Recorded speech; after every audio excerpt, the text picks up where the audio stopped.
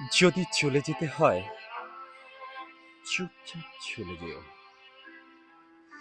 যেভাবে হঠাৎ মেঘে বৃষ্টি এসে চলে যায়, যেভাবে চলে যায় অমাবস্যায় পূর্ণিমা, এভাবেই তুমিও চলে যেও।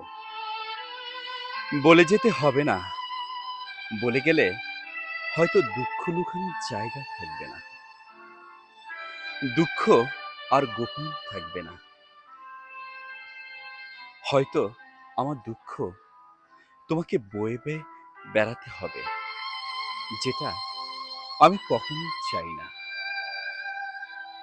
ভালোবাসা পাই না পাই, কখনো কিন্তু কারো দুঃখের কারণ হতে চাই না। চাই না আমাকে ভেবে কেউ তার জীবনের মূল্যবান সময় নষ্ট করুক। চাই না আমায় ভেবে কেউ অযথা সময় পার করুক। যদি চলে যেতে হয় হঠাৎ না বলে চলে যেও। আয়োজন করে যাওয়ার কোনো প্রয়োজন নেই।